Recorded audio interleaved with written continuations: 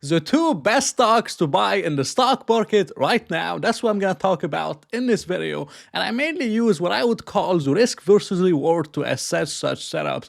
Meaning I look at the risks that I'm taking versus the rewards that I could potentially make. So it's not much about the highest reward ever, but it's about the risk versus the reward. I'm going to talk about two stocks today, very interesting opportunities. The first one, I always talk about the stock, but I promised you guys to do an update after earnings, and that's what I'm going to do in this video. The second one is a stock that I don't talk about a lot, but it's getting to such a good level where I believe it's really too good to pass.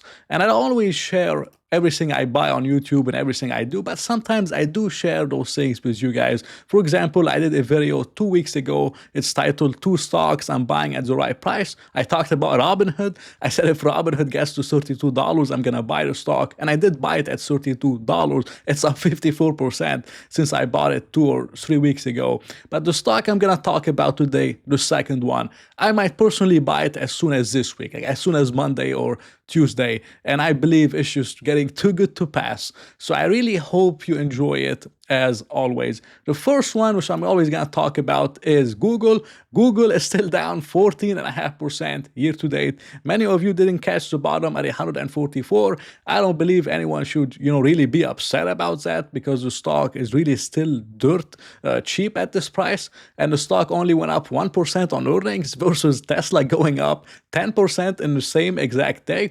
And a lot of Google investors were upset, but you guys shouldn't really be upset because I don't believe you're in the market because you believe the market is rational. Like if you believe the market is rational and you believe the market reacts like 1-for-1 versus whatever the news that came out or the fundamentals, then why are you even investing? Why are you even picking stocks? The main reason why we're stock pickers, not index fund investors, is because we believe there's inefficiencies in the market. We believe that the market is irrational, and we take advantage of this irrationality. So you guys shouldn't really be upset about how Google has reacted. Yes, it should have gone up a little bit more, but 1% isn't too bad, and you should kind of be happy with that. But the main reason why I talk about Google is because Google is much more than just Google search. It's also about YouTube. You also get Google Cloud. You also get quantum computing exposure, and you also get exposure to Waymo through many, you could say robo-taxis or self-driving cars or whatever it calls them, autonomous vehicles.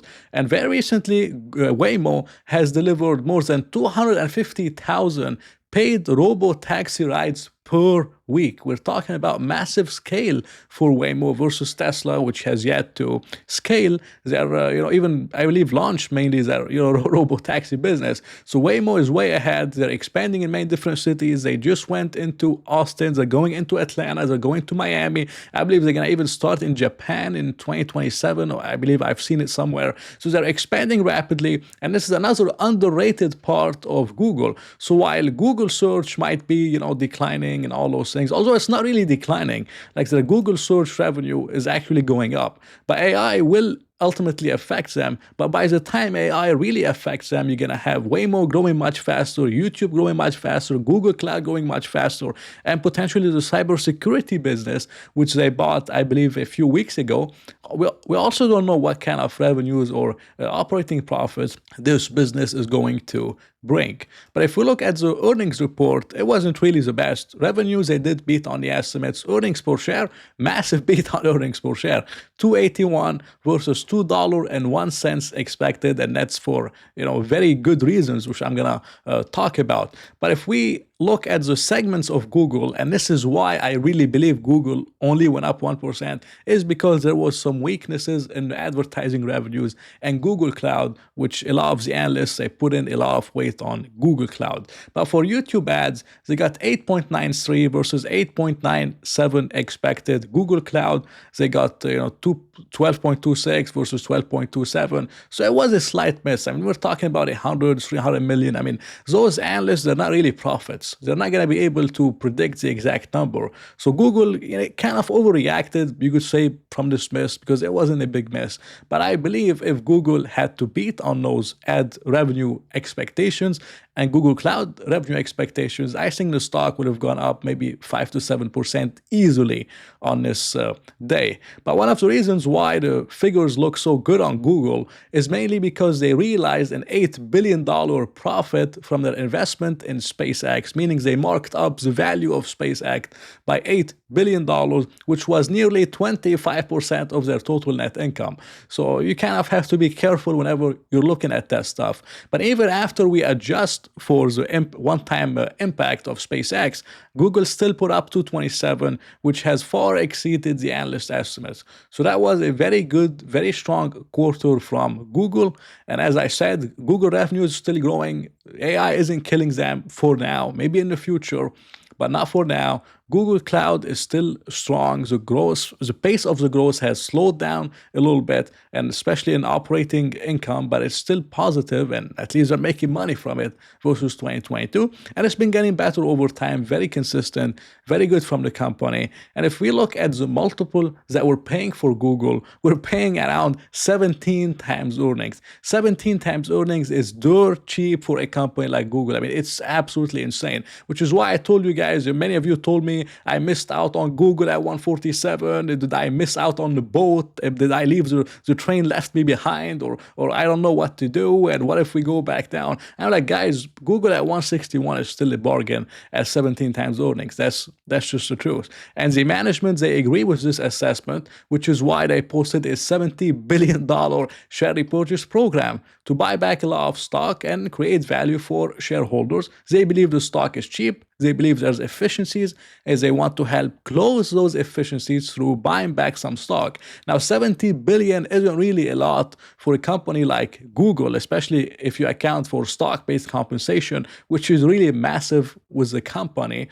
But it's still good. I mean, it's still better than nothing. So that's good for Google shareholders. But if I really look at the setup over here, I'm paying around 17 times earnings for a wide moat company like Google, and Google is still expected to grow 15% earnings per share this year, 9% in 2026, 15% in 27, and 14.5% in 2028, after growing 36% in 2024.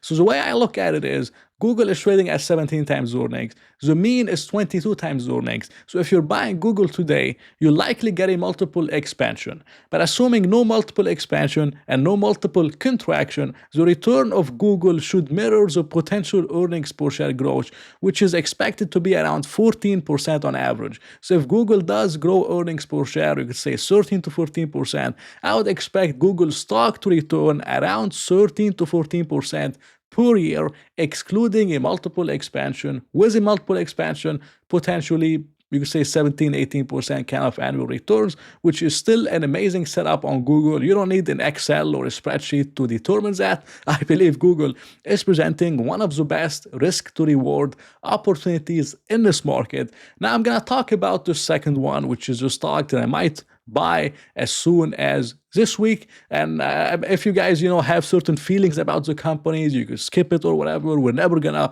agree on 100% of such kind of things, and people have different opinion on that. So if you have a different opinion, you can feel free to skip it, and thank you for watching. But the stock is United Health. United Health is down 18.5% over the last months. Over the last 6 months is down around 26%. The stock literally went down 20% after reporting earnings. And that doesn't happen very often with a recession resistant, with such a high quality company like United Health, which hasn't had a single year of declining revenue since 2002. Very consistent, very bulletproof kind of stock. And I did do an earnings review on United Health a few days ago, but it was trading around $450.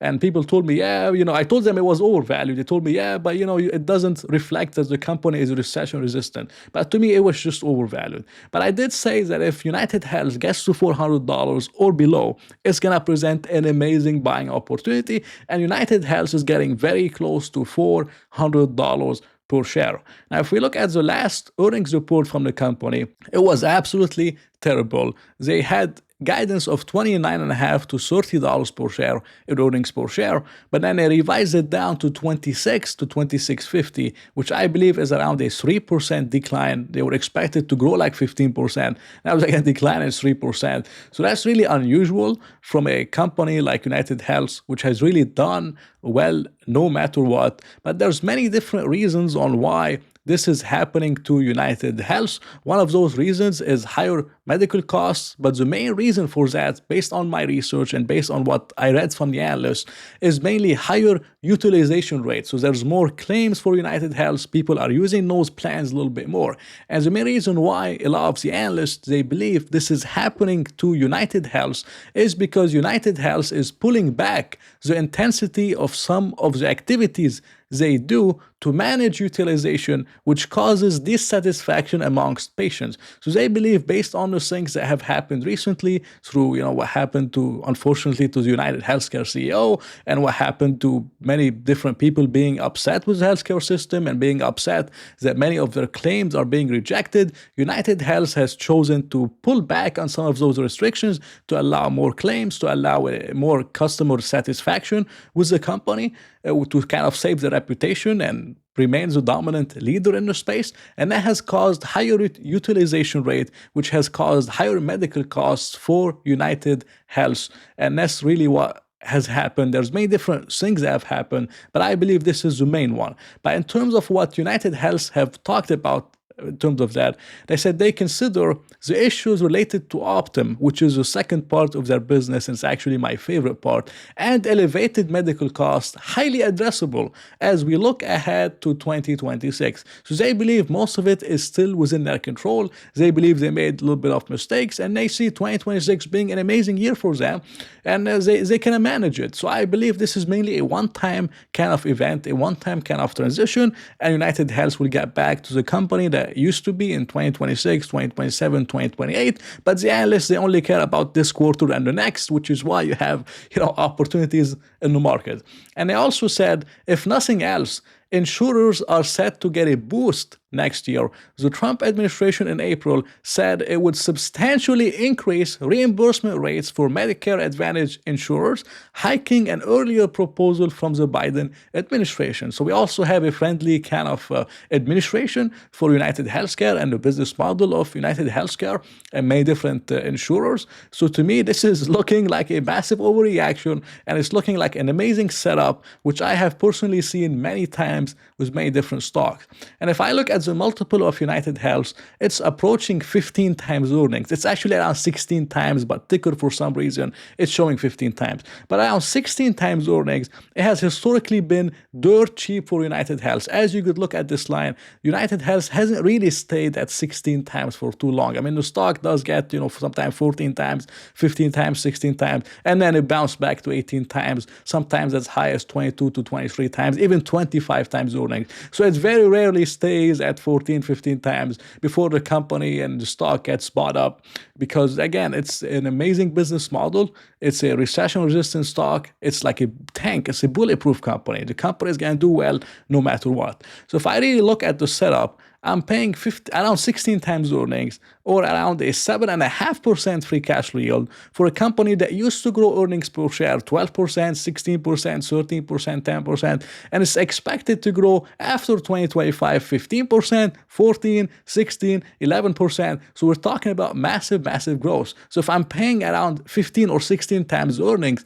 for United Health, and United Health does grow earnings 15 to 16%, then I'm paying less than one PEG ratio. That's less than one time price to earnings growth, which really doesn't happen very often with a company like United Health. But even if United Health only grows, let's say 13% or 12% instead of 15%, then I'm likely going to get a 12 to 13% annual return. Although I believe personally, my return will be at least a minimum of 15%, excluding multiple expansion. As I told you guys, United Health doesn't stay at 16 times for too long. So if the stock gets back to 18 to 20 times, maybe 25 times, I would expect around a 20% annual return with a bulletproof company like United Health. And the main reason why I kind of really like United Health and the other kind of so stocks is because I personally have a view that over the next few years, we're not gonna really have the best growth environment, like the environment where all the hype stocks and everything go up. Although I have some growth exposure, I have some Magnificent Seven exposure, but I also want to have exposure to stocks that could deliver 20% or more, or maybe at least 15%. They are in necessity industries, in recession-resistant industries, in industries that people really need and not just want. And United Health, with such setup, perfectly fits this assessment, and it perfectly fits my thesis on how I believe the next few years are gonna look like, which I could potentially make a video on that and explain to you guys how I'm thinking about this and how I'm kind of positioned for this whenever I'm trying to pick stocks for my portfolio. But if you're interested in timely updates based on when I buy something, when I sell something, more about my valuation courses, videos, everything is all in one. You could check out the link here in the description. But thank you very much for watching. Not financial advice. I hope you enjoyed it. If you did enjoy it, please press the like button and mainly consider subscribing. So I'll talk to you in another video.